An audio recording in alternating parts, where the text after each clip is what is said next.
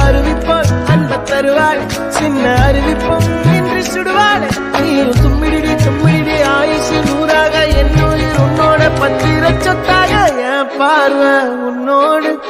உன் பொம்மை கண்ணோடு பேசாமல் விண்ணோடு நாம் மிதந்து போவோம் காதாரா